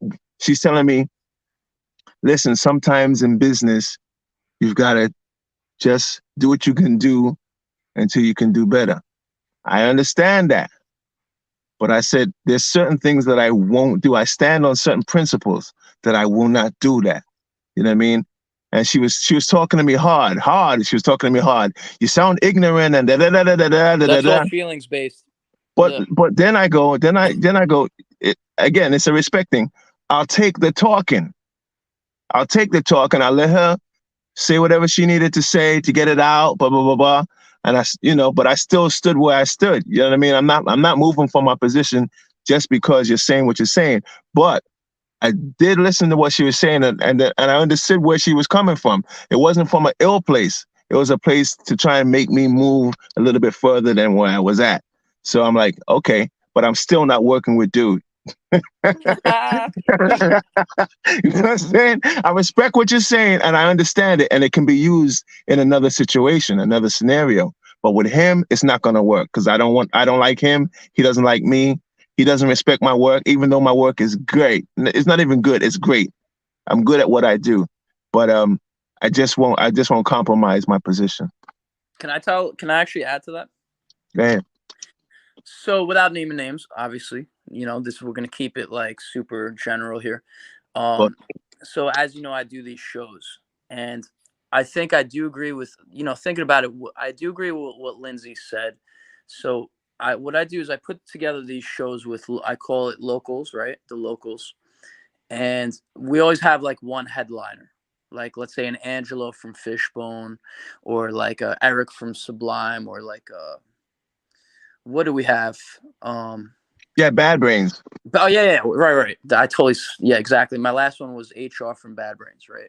So what I do is I get this guy, like a headliner band, and then we have X amount for the guarantee, and then we can get the openers so they can get some shine. So I agree with Lindsay that all the bands should help each other out so they can play a really good show. Facts. What I don't like about that system, though, or not that system, is that sometimes like one band rubbed me the wrong way. Like, we should go on number 3. I don't even know what mind frame thinking that is, but it's like, we don't want to go on last. We want to go on second to last, because people always leave for the last band. And that always aggravated me. Like, I don't want to, if we're doing a show, like, don't tell me what position you want to play. Is that wrong for me to think? I tell you what it is. You're too close to the subjects. See, like if say the venue, they either hire the headliner and then they bring everyone else to support. The venue actually makes those decisions of what position that person is. So now you're functioning in a few different positions and you're closer to the subjects, whereas they would never know what position they're going to play until they are told what position they're going to play. I literally got yelled at. It's because you have a personal relationship. That's what that is. Hey, Sunshine. Welcome back to the Sunshine Show. Welcome back to the Sunshine Show, Sunshine. I am back, ladies and gentlemen. Are you using your phone? You should use your phone. I was using my phone. It didn't matter. It was cutting in and out, but I went to go grab some more coffee to keep the conversation going, because it's so Very cool. amazing. Coolie, what I do want to ask you, what do you do with naysayers or negative people in the industry? How does it affect you? How does it not affect you? Advice to be really honest, I don't really receive it. Aha. Everyone kisses your butt? No one kisses my butt, but to be honest with you, I don't have those people in my circle, so that I don't know anything about that. Okay. My energy is always guarded. You know what I mean? I don't have people around me that spoil my energy or drain my energy. I'm only around some positive stuff. You know, if I have to fight, you know, I fight enough in this world, just trying to get up every day. I don't need that around me. I So love it. no, I don't have any naysayers.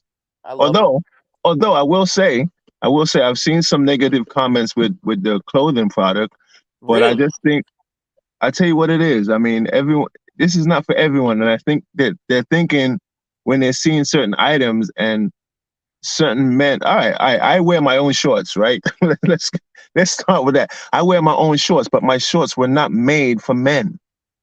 You Hey. understand? I wore the shorts because I liked the shorts and I thought it was fly, and I got a size that is big enough for myself. So they may feel that these shorts are for men and women. They're not. They're made specifically for women. But the shit was so fly, I had to wear it. That's all. It was just like the shit is so fly. So I saw some comments in regards to who I'm not gonna wear that. No, dude, it's not meant for you. it's, it's not for you. Not Definitely, everybody. you're probably your body can't even fit it, so you hating on the product. But the truth of the matter is not meant for you. It's meant for beautiful ladies like yourself and other ladies, you know. But dude, it wasn't made for you. Hey, Cooley, I think you pulled those shorts off amazing. And really, I think that a man or a woman can rock them. It's about just the confidence. And it really, it doesn't, I just feel like, yeah, I nobody should got be some saying, dudes that wear it straight up. Like there's dudes that buy the shorts, like specifically want those shorts. But I guess everyone's body frame is not meant for those shorts. Yo, So they see I it can't. and I they can't. see it and like it. The thing is they like it. That's what it really is. They like it and wish they could fit in it. You feel me? So you get to hate, but they really want to be in those shorts. everybody, I just deciphered it now. It's like, oh, yeah. that's what it is.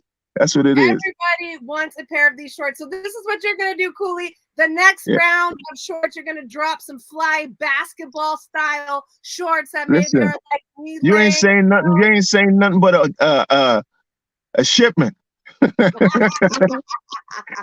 It's on its Make way. It's on its way, and it's so fly. Trust me.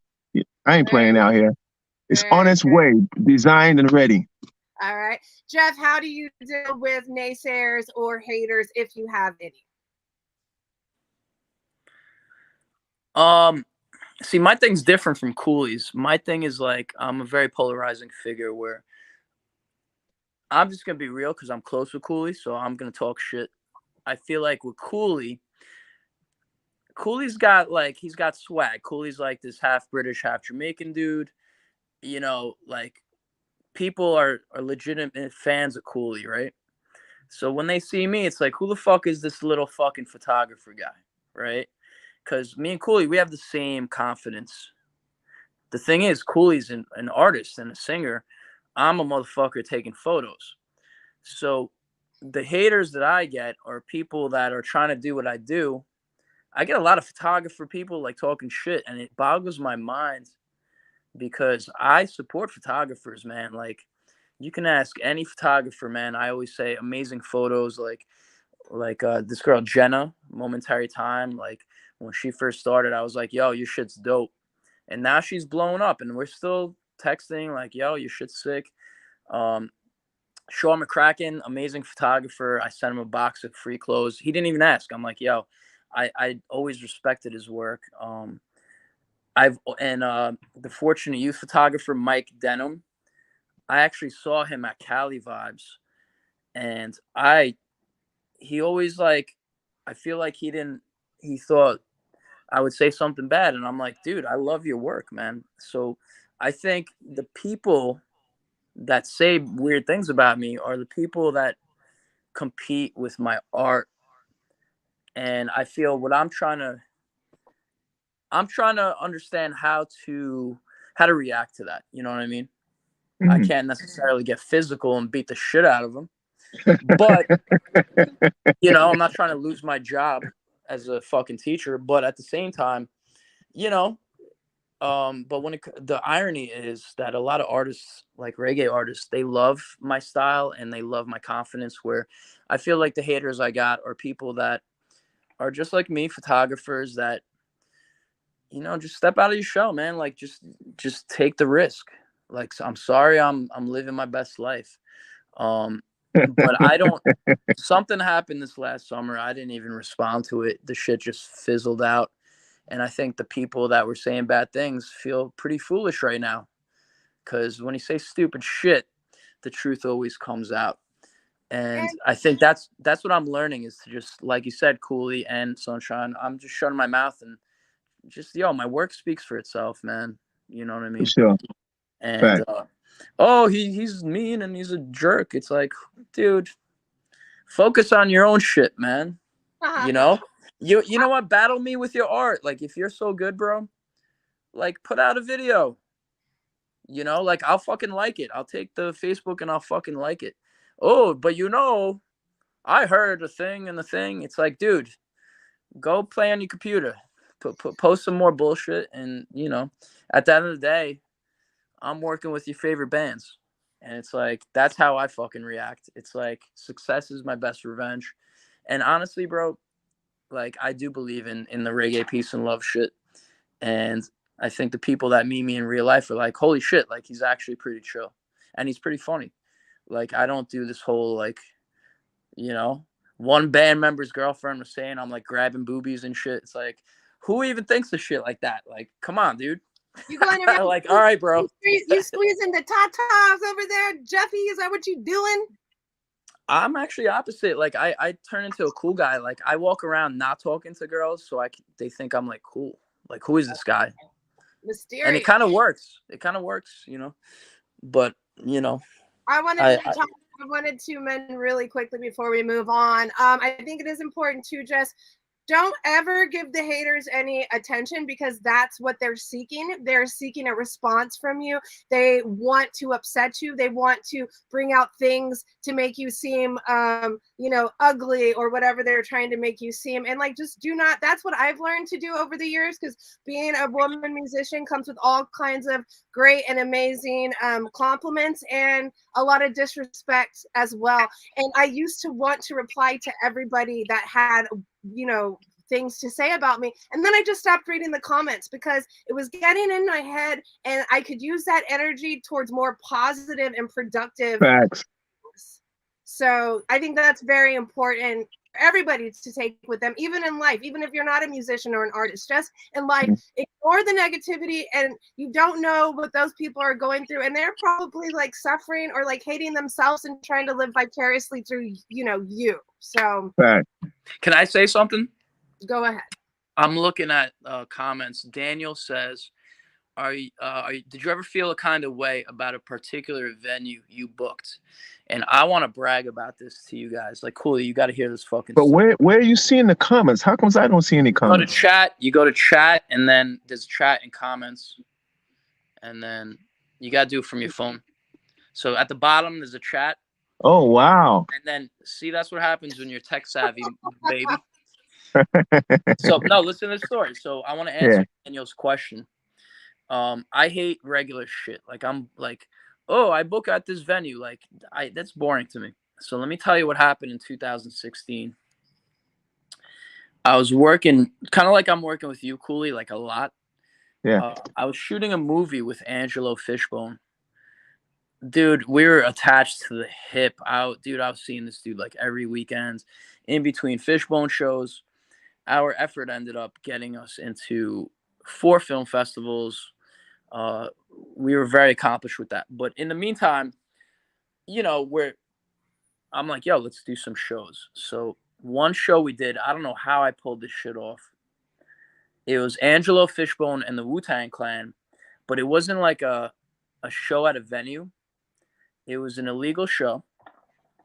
We had 2 New York City cops that were blocking both sides of the block in Bushwick. It was at an abandoned warehouse. That's why it was, I guess technically it was illegal. Like, you can't just do shows at a fucking abandoned warehouse.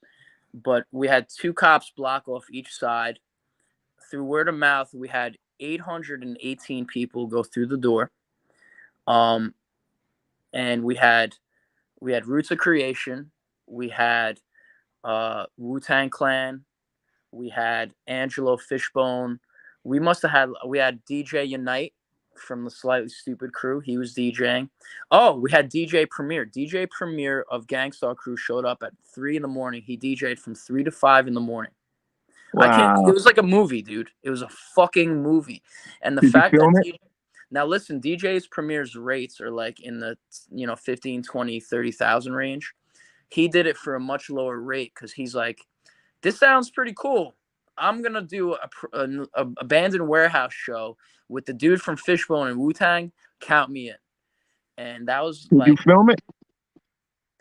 I didn't film the whole thing. I filmed like bits and pieces of it because as you know, doing an event like that, you got to run Yeah, around, it's crazy. Yeah. chicken with your head off. And I actually, a couple of friendships soured because one band got on really late. One investor lost.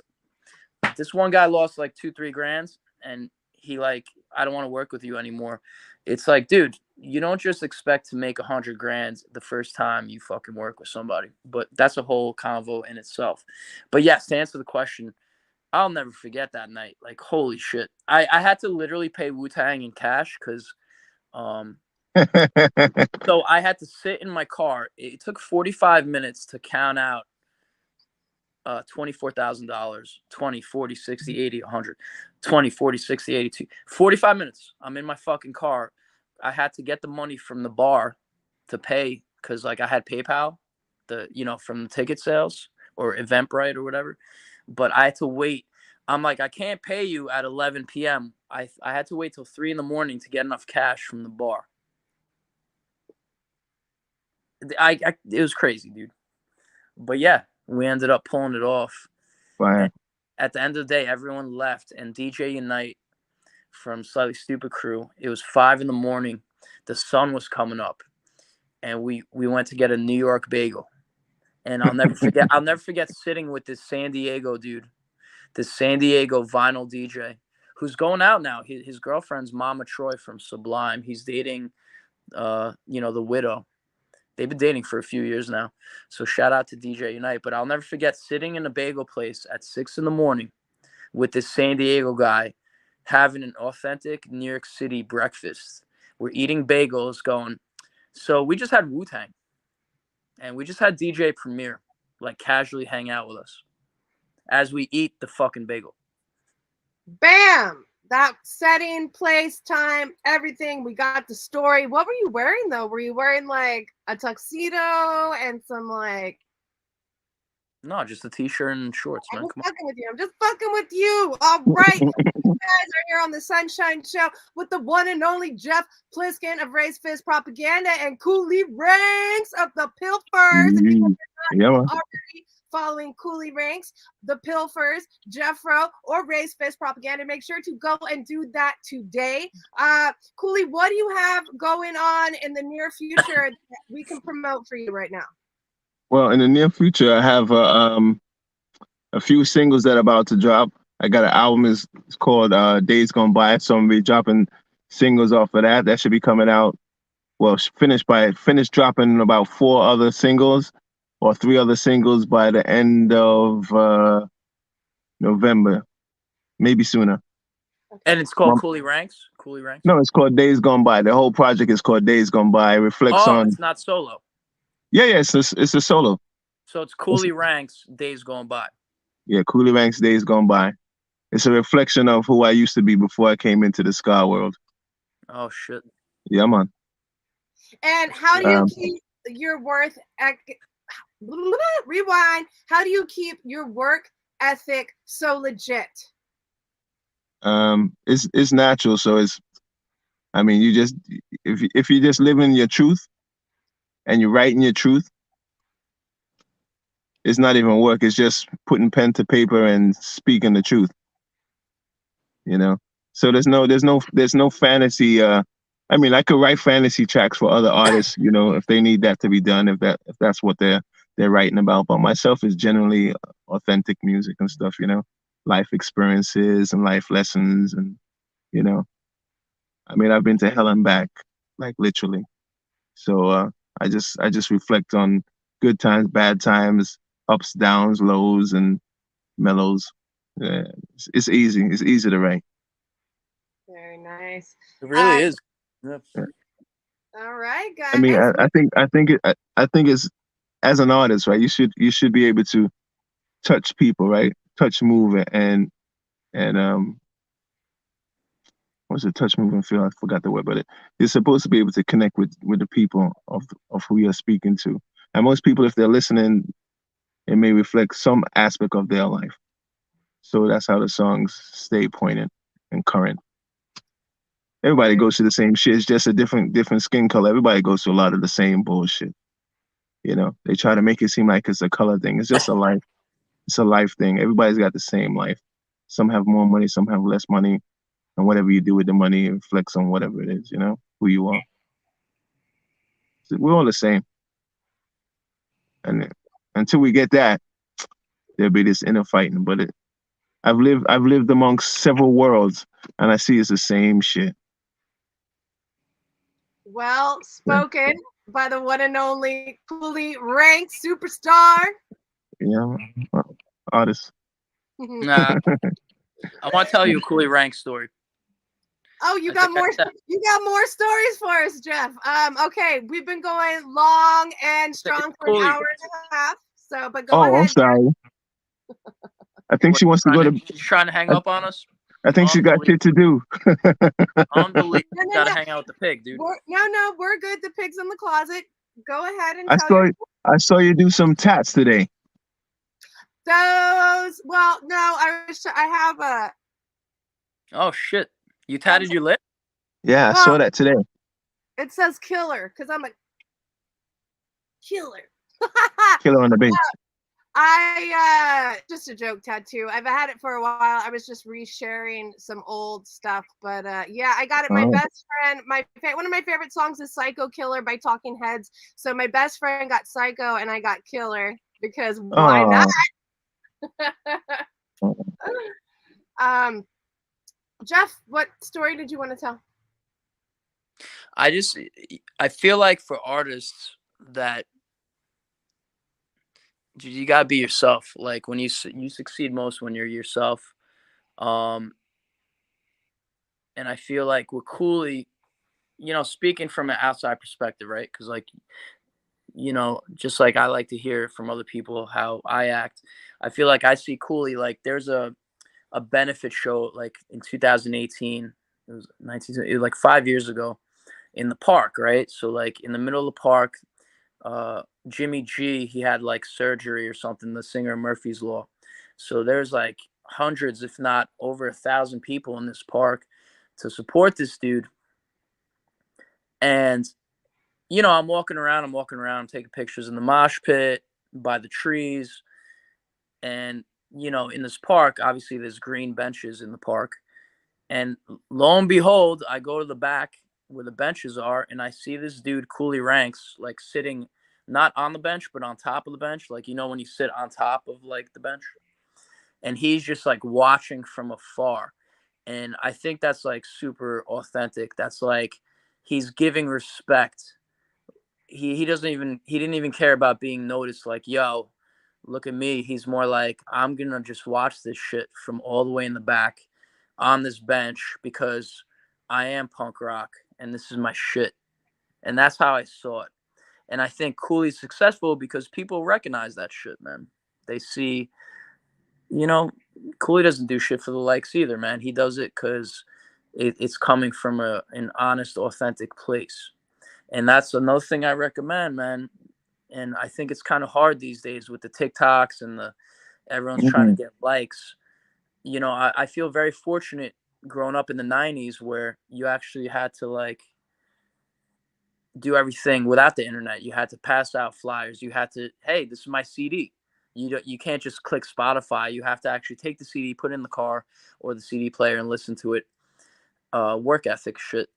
Mm. Rather than like, oh my God, I didn't get 100 likes, I'm a failure. I think that's such bullshit. And I'm here to say to emerging artists, like, please don't give up because, like, You're not getting like a certain amount of likes, man.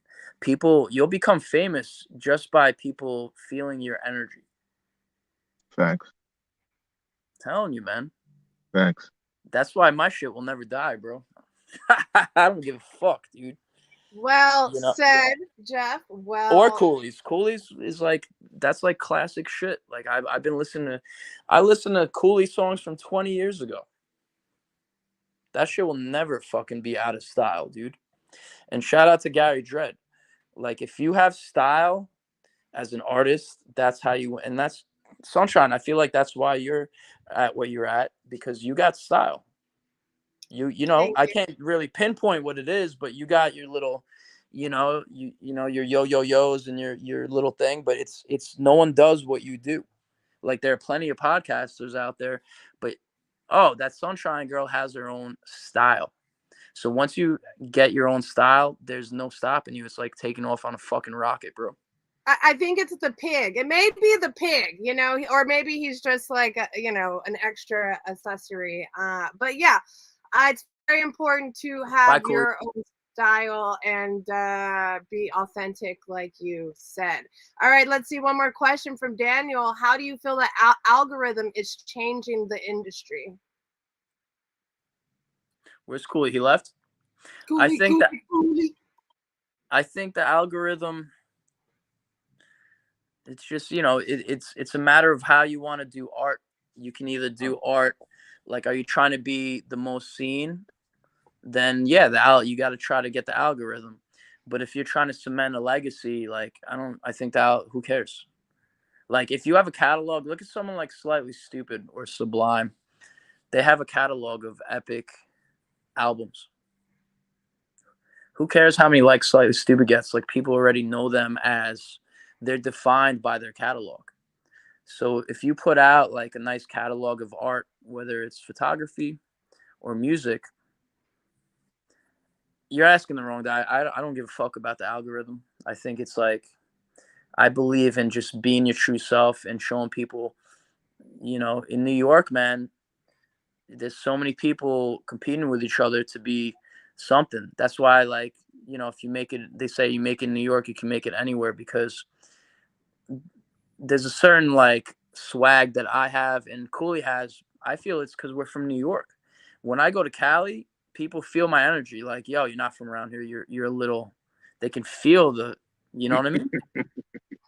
And it's not necessarily a good or a bad thing. It's just a thing where it's like I've worked my fucking ass off with my art, and God, of course, I'm proud of that shit, man. And I feel like algorithm, it's almost like, no, I don't need an algorithm to tell me that I'm good. Cooley, He might disagree with his TikToks. Cooley, No, how did this question is from Daniel. He wants to know, how do you feel the algorithm is changing the industry? well, I mean, here's my take. I don't really know anything about the fucking algorithm, to be honest with you. Um, I understand it stops and it enhances and makes you able to be seen and not seen. I think those who want to find or search out something new, they will find you, whether there's an algorithm or not in place. Those who seek, you seek and you shall find. Right? That's always been that way. It's always going to be that way, whether there's an algorithm or not. It's just, for yourself, you just got to continue doing what you're doing, and maybe the algorithm will notice you too. You know what I mean? I think I think the more you put yourself out there, the algorithm will discover you as well as people will discover you. So just continue to do what you're doing, regardless to what algorithm is, because you can't worry about the algorithm. That'll stop you from doing what you're doing. You put all your energy focusing on this algorithm as I though agree. it's a big bad wolf. Who cares about the algorithm? You just got to keep doing what you're gonna do, regardless of algorithm. Correct. Algorithm is, what does that mean? What does that mean? You're not gonna be successful, or you're not gonna continue to do your art because there's an algorithm? What the fuck is an algorithm? You know what? I do agree with you 100%. The one time I did tell people to like it for the algorithm is actually for the post for this podcast, because I wanted the algorithm to show people to log into the podcast. But other than that, like when it comes to my photos, like people will see it in 2-3 weeks for like, you know what I mean? Like who cares if they don't see it right away, you know? Yeah. I think there's like a couple of different views as far as the algorithm. I think it may push artists to compete with one another and push them a little harder because they are comparing, you know, the likes, and they want to know how come this person has more than me and what can I do to get bigger and better, right? And then there's also the other side of the algorithm where, God, where was I going with this? I completely destroyed my second thought. Anyways, I think yeah, where it makes you feel like more self-conscious about yourself, because what if you're not getting the like, you're not getting this and that, and it's a But lot that's of the trap, though. That's the trap. That's the trap. exactly. That's the trap. If you're an artist, I mean, what about artists before any of this, right? That's like saying I wasn't going to be an artist, or I won't be an artist unless somebody's talking about me. You got to be an artist regardless if anybody's fucking talking about you. Who cares? You gotta be an. If you're an artist, that's innate. That's within you. That's just who you are, whether somebody's talking about you or not, whether you're getting paid or not. The paid, you know, is nice to get, but you would still be an artist if you weren't getting paid, because that's just who you are. Coolie, how about this? Boom, boom, boom. How about punk rock and hardcore bands? The only reason they started doing that in New York City in the 80s is because nobody would fucking hang out with them. So they're like, fuck it, we're gonna do our own shit. And that's why I think trying to get like, oh, I wonder if I get 100 likes, like trying to get like people to like you, like that goes against punk rock. Like fuck everybody. Like that's how you build a true following, when people want to follow you, not by you making, like, I don't want people to follow me because I convinced them to follow me. I want people to follow me because they like my shit. Facts. All right, all right. Oh my God, Mama Cantu back in the house. I thought she got banned off of Facebook, but I guess she's back. We got Jordan Branch, beautiful singer-songwriter out of Redding, California. If you guys are not already following Jordan, make sure to do that today. We got Underground Roots in the house. What's up, Scott? If you guys don't know about Underground Roots, you know today. We got the whole fam bam here. You guys, we're going to start wrapping this up in a minute. We've been going on for almost 2 hours. If you have any last-minute questions, comments, suggestions for any three of us here on the board, or Donovan down in the basement, drop them there in the comment section. I have a few more questions before we get going. We've already kind of talked about the path, what's coming next, the journey, promotions. Jeff, is there anything that you would like to promote before we get going? Coolie? Anything coming up? Or yeah, the new single that comes out is called "Oh Girl," directed by Jeff Pliskin and Raised Fish Propaganda. Yeah, to support that, support the new record. All right, and go to skateens.com for all ska related. Skatings in the building. Amazing, most comfortable shorts. I know you guys been seeing my posts in these shorts, and let me tell you, I sleep in them, I live in them, I do everything in these shorts. And no, that I mean, come on now, guys. The booty. I got the extra large and I got the medium. The medium is for the the tight hug shots, but the extra large is to be comfy. So just so you guys are aware, anybody can wear these shorts. It does not matter if you are tiny or a big old booty mama. Okay, I got mad sizes, go from extra small to 5XL in those red and whites. I love that. I love that about Coolie Ranx, because where else are you going to find shorts in 5XL? There are not many places unless you go to the big and tall store, baby. Coolie Ranx has them. That's who has them. All women are beautiful. That's the quote of the night, baby. Yes, all women are beautiful. All right. Let's see. Did we already give our best piece of advice for everybody listening at home? We'll start with Jeff. What kind of advice? Best piece of advice you can give anybody, whether it be music, art, or life related. Just keep doing you, man. Don't stress. Don't. I think my biggest thing is, like, people are always going to try to tell you what to do. Like, just follow your heart, man. as long as it's positive, like I said, like don't follow your gut if you want to be a dick, but like don't do things because people tell you to do it, man. Just do it if you want to do it, man. Art wise, like I don't like people telling me how to, maybe you're like, I do my own podcast. I had one friend who was like, you should do like jumping jacks and be comedic. It's like, dude, my shit's about my shit's spiritual. Like I want the podcast to talk about spiritual things. Yeah, I should do like contests and like jump around with a jump rope. Like I can totally see you doing that, Jeff. I mean, let's be honest. yeah, but I don't want to do that. I want to do a podcast talking about spiritual shit because that's what's interesting to me. That's a side that people have never seen of me. They see me as this crazy, flash you in the face camera guy, but they don't see that I got some calm elements. Yeah. Of course, definitely. That's guy, who we are. Coolie, this one dude's like, it's boring. Can you do like a contest and like make some noises? I'm like, what am I, a fucking animal, bro? Like, shut up. That's why you tune into the Sunshine Show, so you can get all your piggy and animal needs in one the pig. place. Let's see, we got Melissa of A Nameless Production in the house. If you guys are not already following A Nameless Production, they're an amazing podcast. Dirty Sisters. Beautiful women, the Dirty Sisters. Melissa, you actually missed last week. We sang you happy birthday, so you're going to have to go back and find that stream for that birthday song. All right, awesome. So that's your best piece of advice. Coolie, would you give us your best piece of advice for everybody listening at home? Sure. Love the life you live and live the life you love. But boom. Shout out to Jordan. Jordan, you can get them shorts. Scottings.com. They fit all sizes. The red, white, and blue will definitely fit you. The blacks I have in larger sizes. The pinks I have in larger sizes.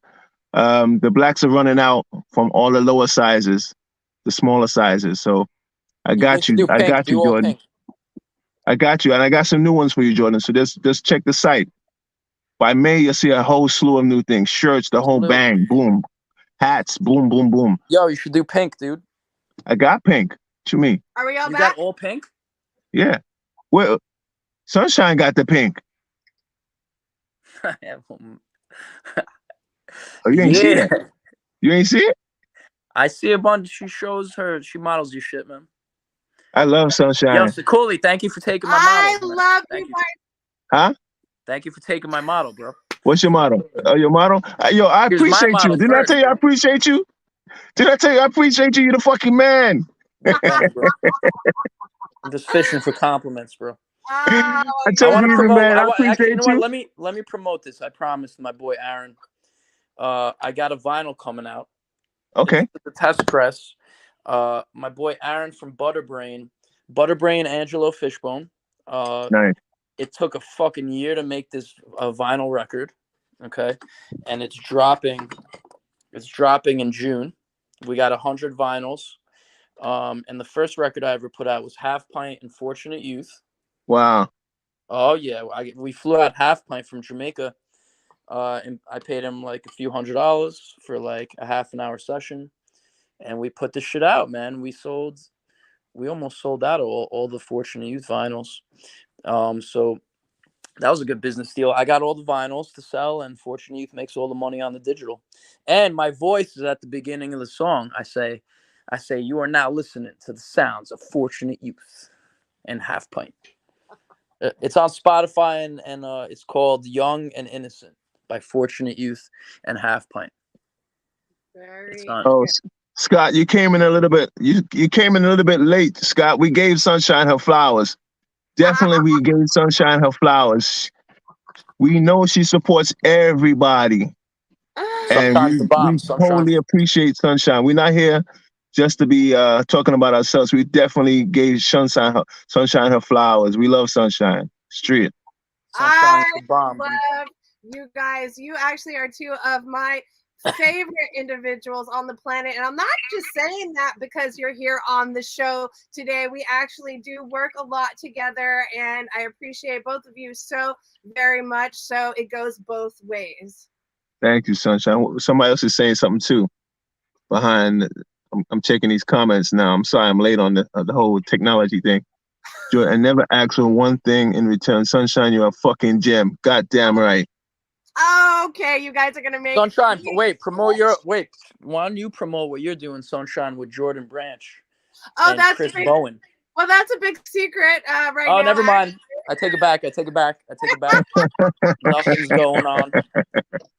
You heard See, it that's here. why Nothing going on, by live the way. podcast, man. You gotta edit that shit. Heard it here first on the Sunshine Show. I do have a very big collaboration in the works, everybody, that you're gonna have to stay tuned for. Coming out during the summer, and I'm very, very excited about what we are working on. And so that's a little sneak peek for you guys. I'll be back on the stage and back in the studio, rocking and rolling and fucking kicking ass on the bass like I do, because that's what I fucking do. All right, guys, we're gonna start getting the fuck out of here. Is there anything else you guys want to talk about before we get out of here? Jeffy, no more stories. Well, you just asked, is there anything you want to talk about, and then you tell me no more stories. Go ahead. You're I'm a fucking with you. contradiction. Please give us another First story. of all, this is probably a highly rated podcast. You probably want to keep it going. If I were you, this is not every day. You got Coolie Ranx sitting in a fucking car in the middle of Harlem. Right? That's a fact. At this time of night, it's like, it's 11 o'clock. You're in Harlem, bro. That's like, well, Harlem's kind of gentrified now, right? It's got its moments. It's got its moments. I like where you live, Coolie. I met him in Harlem. This guy takes me to a log cabin. It's like a production studio. So it's like a log cabin on the outside, but a full running production studio. Really beautiful studio space. Very like chill. They got dogs running around and shit. But yeah, yeah, Harlem World. There's a place called Rouse. Did you ever go to Rouse?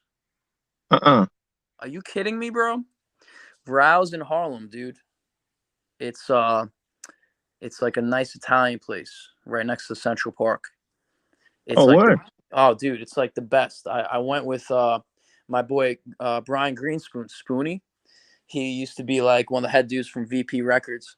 So when he got me the Capleton video, we went there, and place is fucking bomb, dude. Super bomb. Yeah, Harlem has some good spots. Red Rooster's pretty cool. In Harlem, they got Shine. Shine is like a venue in Harlem. Yeah, I know that one. So Sunshine, the thing about New York City, man, you can go anywhere. It could be a Sunday night at 2 a.m, and like a place like Shine will have like the sickest like reggae going. Like it's the city that never sleeps, man. For sure. And that's why I love the city. Like when I meet up with Coolie, I usually meet up with him in the Lower East Side. I just love the Lower East Side because it's like kind of skatery, kind of grungy. It used to be worse than that, though. Oh yeah, everything's kind of yuppie-fied now in the city, but I still think it's kind of cool down there. Yeah, it's got a vibe. Definitely got a vibe. We're gonna let Sunshine go and let us go now. It's bedtime, bro. Oh, you gotta go to sleep? No, I'm gonna go home. I got shit. I gotta go to the gym in the morning. What do you mean you gotta go home? Are you in front of your apartment? No. Wait, I thought you said in front of your parked car, in front of your Hell apartment. no. Where are you? I'm in Harlem, but I'm not at my house. I'm nowhere near my house. Why'd you drive somewhere to talk on the podcast? Because I'm hiding my vehicle from the feds. Oh. You guys, we have had such a great time. I appreciate everybody for tuning in tonight. Time is precious. You guys could be anywhere in the world, and you're here supporting us, and it means the absolute world to have your support. If you're not already subscribed to the Sunshine Show, please go do that today. It's available on all streaming platforms. Please go subscribe to Coolie Ranx. He also has a podcast called The Car Sessions, a clothing line called Ska Teens, and a new album will be dropping shortly this year. Go follow Jeffro at Raise Fist Propaganda. Go check out his clothing, his films, his videos, his photographs. He has a lot of really cool things that you can do to go support these artists. They do this absolutely from their heart and from their soul to bring you beautiful, amazing art. So please appreciate it. And I think that's it. Tomorrow I'm interviewing the one and only Dr. Funk out of the UK. So it will be an early show. I will be going live at noon. And then I have a bunch of other really amazing guests coming up. I have Jaco Pastoris' nephew, David Pastoris. I have Michael Manring. I have Stu Ham. I have Kyle Hall. And like I said before, working on getting Peanut on the show. So you guys come back for base month, baby. All right, so until next time, make sure to stay kind to everybody around you. You never know the battles going through. Try to keep a smile on your face and be safe out there, guys. It's a dangerous fucking world. I'll say it one more time. Be safe out there. It's a dangerous fucking world. All right, guys, on 3, we're going to say bye. You ready? 1, 2, 3. Bye.